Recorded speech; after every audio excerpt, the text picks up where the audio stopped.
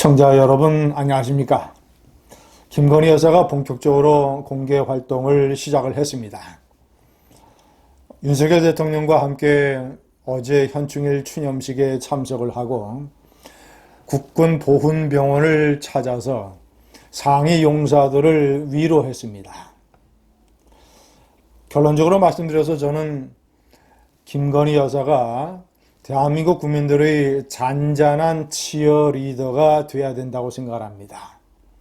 동시에 아픔을 위로해주는 사람, 말이 다쳤을 때 말에 귓속에 대고 귓속말을 해주면서 말을 위로해서 말을 치유하게 해주는 horse whisperer, 이런 역할을 해야 된다고 생각을 합니다.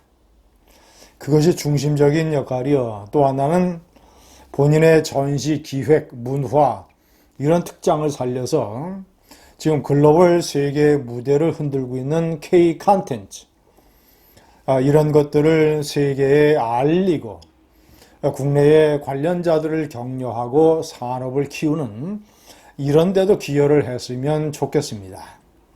그러나 무엇보다도 가장 중요한 것은 국민의 그늘진 곳을 찾았던, 국민의 눈물을 닦아줬던 유경수 여사의 모델이라고 생각을 합니다.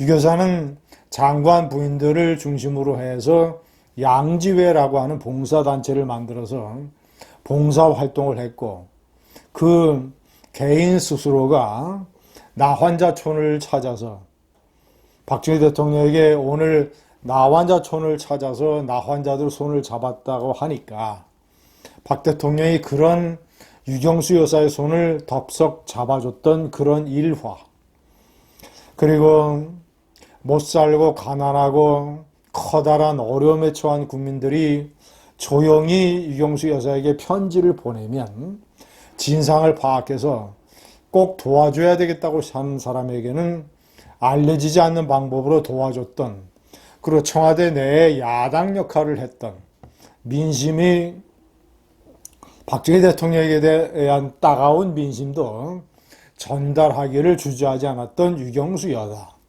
그런 모델을 김건희 여사가 담는 것이 가장 주된 것이라고 하겠습니다.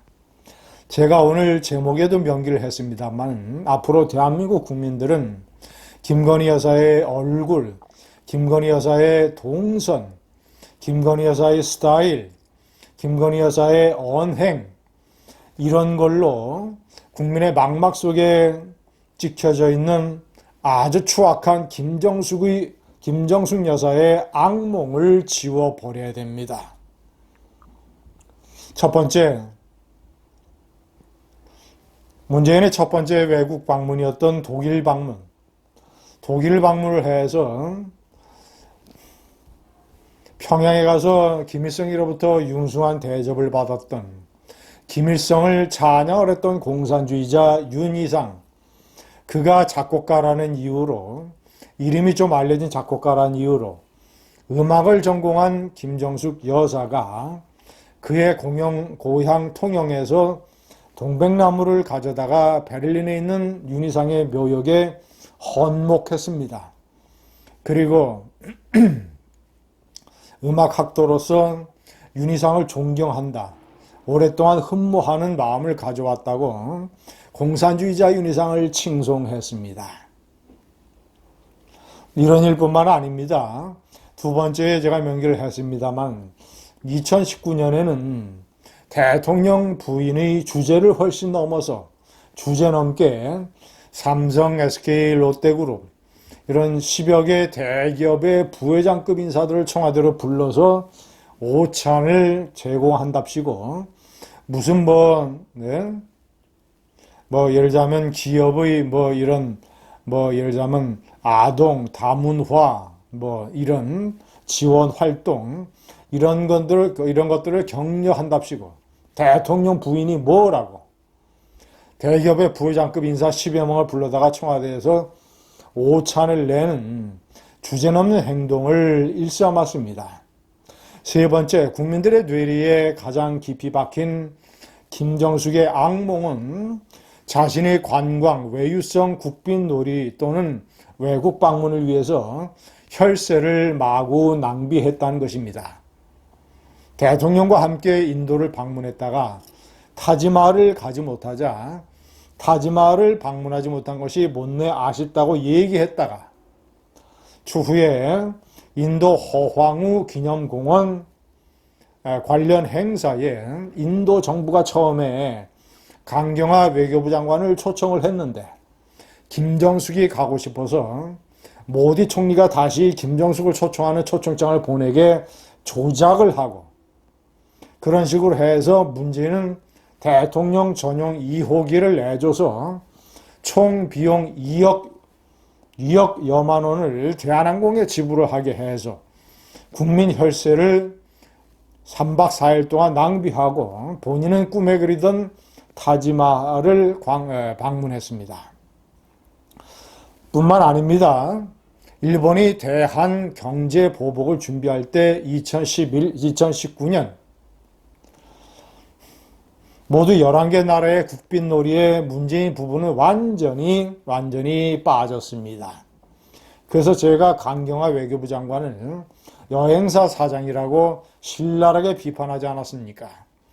그 중에서도 이 스칸디나비아 번도 3개국, 노르웨이, 핀란드, 스웨덴을 방문하는 일정에서 노르웨이 일정에서 1박 이틀 국빈 방문 짧은 일정에도 불구하고 수도 오슬로를 떠나서 일단 노르웨이 정부가 제안한 일정 중에서 2개를 뜯어 고쳐서 음악학도 출신이라고 노르웨이의 작곡가 구리그의 집에 가서 음악회 대접을 받고 제2의 도시 베르겐의 구시가지, 비르겐 이것을 또 방문하는 관광 일정을 집어넣고 이런 것들을 비판하는 중앙일보 남종호 논설위원을 상대로 소송을 걸었다가 1심에서 3가지 이유로 패소했습니다.